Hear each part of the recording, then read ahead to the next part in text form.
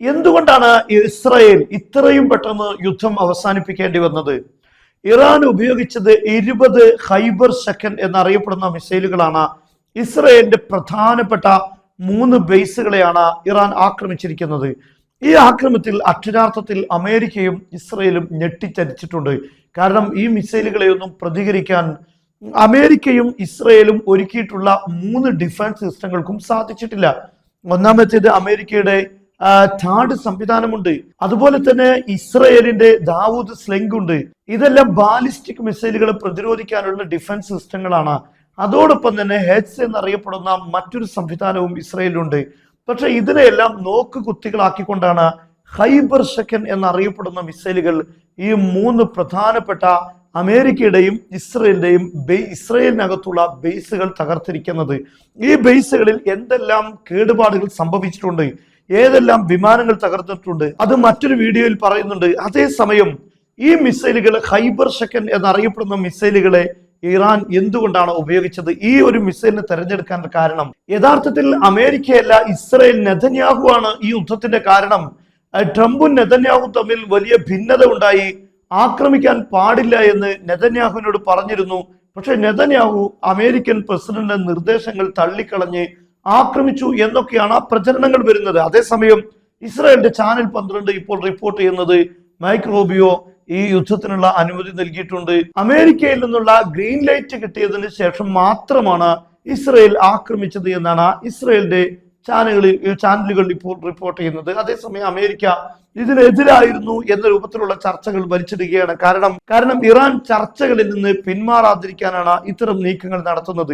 എന്നാൽ ഇസ്രായേലിന് ശക്തമായ വാണിംഗ് നൽകണം എന്നത് ഇറാന്റെ പദ്ധതിയാണ്. കാരണം ലെബനാനിൽ ആക്രമണം നടത്താൻ പാടില്ല, അത് വെടിനിർത്തലിൽ ലംഘനമാണ് എന്നാണ് ഇറാൻ പറയുന്നത്. പക്ഷെ നിരന്തരമായി ഇസ്രായേൽ ആക്രമണങ്ങൾ തുടരുമ്പോഴാണ് ഇറാന്റെ ഭാഗത്ത് ഇത്തരത്തിലൊരു തിരിച്ചടി ഉണ്ടാകുന്നത്. എന്നാൽ ഈ തിരിച്ചടി അമേരിക്കയോ ഇസ്രായേലോ ഒരിക്കലും ചിന്തിക്കാത്ത അതിവേഗത്തിലുള്ള തിരിച്ചടിയാകണമെന്ന് ഇറാൻ ആഗ്രഹിച്ചിരുന്നു. അതുകൊണ്ട് ഖൈബർ സെക്കൻഡ് ഉപയോഗിച്ചു. ഒന്നാമത്തേത്, അതിന് വലിയ സ്പീഡുണ്ട്, പ്രതിരോധ സംവിധാനങ്ങൾക്ക് തകർക്കാൻ കഴിയില്ല.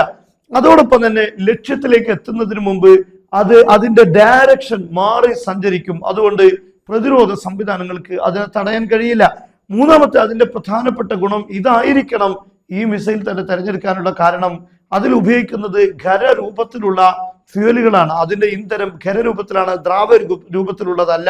കാരണം ദ്രാവക രൂപത്തിലാകുമ്പോൾ ഈ ആക്രമണത്തിന് മുന്നോടിയായി ഈ മിസൈലുകളെല്ലാം ഇന്ധനം നിറക്കേണ്ടി വരും. പക്ഷെ അത്തരം ഒരു സാഹചര്യം ഖരരൂപത്തിലുള്ളതിന് ഇല്ല. മുമ്പ് തന്നെ അതിൽ ഇന്ധനം റെഡി ആയിരിക്കും. അതുകൊണ്ട് തന്നെ പെട്ടെന്ന് അത് ഉപയോഗിച്ച് ആക്രമണം നടത്താൻ സാധിക്കും. അതുകൊണ്ടായിരിക്കണം ഈ മിസൈൽ ഉപയോഗിച്ചിട്ടുള്ളത്. ഇതൊരു മിഡിൽ റേഞ്ച് ബാലിസ്റ്റിക് മിസൈലാണ്. ഈ മിസൈലിന്റെ വാർഹെഡ് 500 കിലോഗ്രാം ആണ്.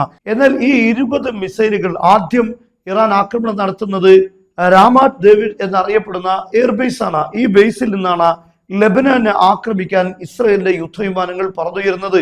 അതുകൊണ്ട് അതിനെ തന്നെയാണ് ആദ്യം ആക്രമിച്ചത്. കാരണം ഇതൊരു വെടിനിർത്തൽ ലംഘനമല്ല, ഇത് ഇസ്രായേലിനുള്ള തിരിച്ചടിയാണ്. ലെബനാനെ ഏത് കേന്ദ്രങ്ങളിൽ നിന്നാണോ ആക്രമിച്ചത് ആ കേന്ദ്രങ്ങൾക്ക് നേരെയുള്ള തിരിച്ചടിയാണ് എന്നതാണ് ഇറാൻ ഇതിലൂടെ കണ്ടത്. രണ്ടാമത്തേത്, ഇസ്രായേലിന്റെ ഭാഗത്ത് തിരിച്ചടി ഉണ്ടായപ്പോൾ 2ഉം 3ഉം വേവ്സുകളായിട്ടാണ് ഇറാൻ ആ തിരിച്ചടി നടത്തിയത്. ഈ തിരിച്ചടിയിലാണ് തെല്ലിനോഫ് അതുപോലെ തന്നെ നവാത്തീൻ എന്നറിയപ്പെടുന്ന എയർബേസുകൾക്ക് നേരെ ആക്രമണം നടത്തിയത്. നവാത്തീൻ എന്നറിയപ്പെടുന്നത് അമേരിക്കയുടെ F-35 യുദ്ധവിമാനങ്ങൾ നിലനിൽക്കുന്ന ബേസാണ്. ആ ബേസിലാണ് ഇറാൻ ആക്രമണം നടത്തിയത്. എന്ന് പറഞ്ഞാൽ ഇസ്രായേലിന്റെ പ്രധാനപ്പെട്ട 3 എയർബേസുകൾ വ്യത്യസ്ത ഭാഗങ്ങളിൽ ഇസ്രായേലിന്റെ വ്യത്യസ്ത മേഖലകളിൽ നിലനിൽക്കുന്ന ഈ 3 പ്രധാനപ്പെട്ട സുപ്രധാന ബേസുകൾക്ക് നേരെയാണ് ഇറാൻ ആക്രമണം നടത്തിയത്. ഇതിൽ വലിയ രൂപത്തിലുള്ള കേടുപാടുകൾ ഈ ബേസുകളിൽ യുദ്ധവിമാനങ്ങൾക്കും മറ്റുമൊക്കെ സംഭവിച്ചിട്ടുണ്ട് എന്നാണ് റിപ്പോർട്ടുകൾ വരുന്നത്.